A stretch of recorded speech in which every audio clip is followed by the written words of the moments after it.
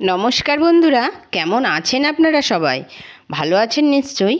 মায়ের রান্নাঘর চ্যানেলে সবাইকে আরও একবার ওয়েলকাম জানিয়ে আজকে খুব স্বাস্থ্যকর ও চটজলদি একটি রেসিপি নিয়ে আপনাদের কাছে হাজির হয়েছি আমি। রেসিপিটি হলো মুগ পোস্ত। প্রচণ্ড গরমে এই রকম একটি মেনু যদি দুপুরে ভাতের সঙ্গে থাকে তাহলে জাস্ট জমে যাবে, আর কিছুই লাগবে না।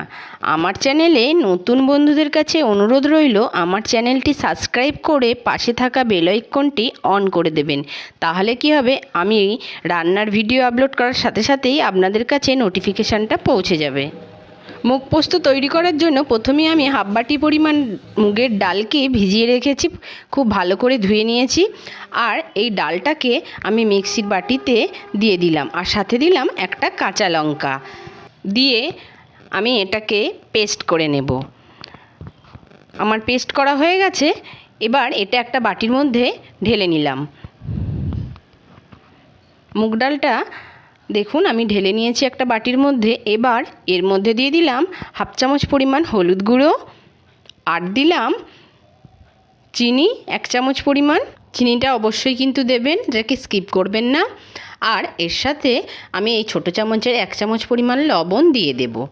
আর এর সাথে হাফ চামচ পরিমাণ কালো জিরে আমি মিশিয়ে নিলাম। এবার এগুলোকে হাতে করে খুব ভালো করে ফেটিয়ে নিতে হবে। বেশ খানিকক্ষণ সময় নিয়ে ফেটে নিতে হবে। আর ফেটানোর পর দেখে নিতে হবে এটা হালকা ফেনা ফেনা হয়ে গেছে কি না, তাহলেই বুঝবেন এটা রেডি হয়ে গেছে।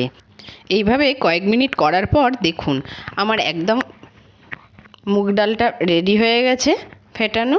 এবার আমি এটাকে রেখে দিলাম। আর অন্যদিকে গ্যাসের মধ্যে একটা কড়াই বসিয়ে দিয়েছি, আর দিয়ে দিলাম সামান্য সর্ষের তেল। রান্নাটা আমি সর্ষের তেলেই করব।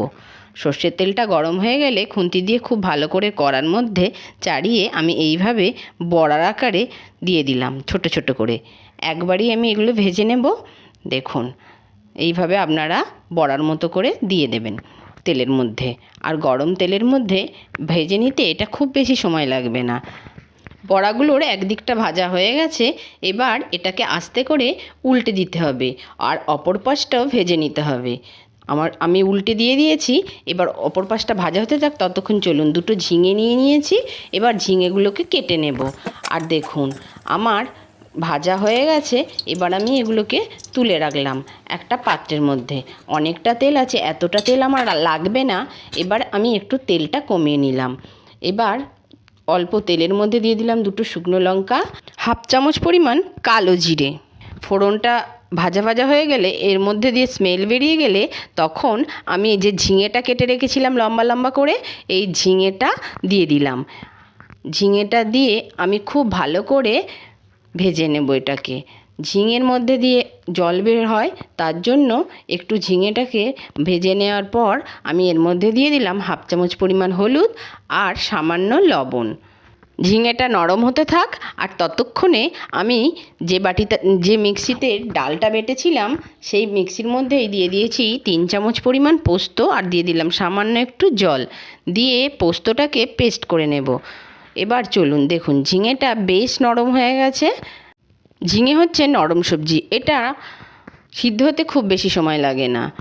এবার এর মধ্যে আমি পোস্ত বাটাটা দিয়ে দিলাম। আর পোস্ত বাটাটা দিয়ে খুব বেশি নাড়াচাড়া করারও দরকার নেই। 1 মিনিট মতো এটাকে আমি নাড়াচাড়া করে নেব। আর এরপর আমি এর মধ্যে পোস্তর যে বেটেছিলাম মিক্সির জারটাতে, সেই বাটিটা ধুয়ে সামান্য পরিমাণ জল দিয়ে দেব।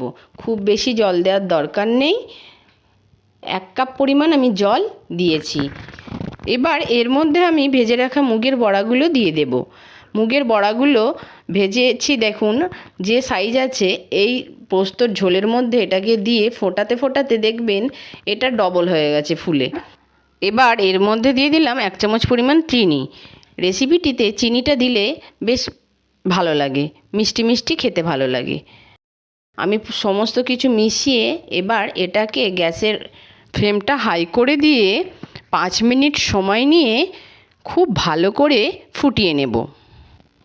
যদি আপনাদের এই মুগ পোস্ত রেসিপিটি ভালো লাগে তাহলে ছোট্ট করে একটা লাইক করবেন, এবং কেমন হয়েছে কমেন্টে আমাকে জানাতে ভুলবেন না কিন্তু। আর যদি এই ভিডিও দেখে কেউ উপকৃত হন তাহলে বন্ধুদেরকে শেয়ার করবেন। ঝোলটা ফুটে গেছে আর দেখুন বড়াগুলো ফুলে ফেঁপে ঢোল হয়ে গেছে। সবশেষে এতে 2 কাঁচা লঙ্কা দিয়ে দিলাম আর ওপর থেকে আমি কাঁচা সর্ষের তেল ছড়িয়ে দেব। কাঁচা সর্ষের তেল পোস্তর সঙ্গে ছড়িয়ে দিলে খুব বেশি টেস্ট হয়।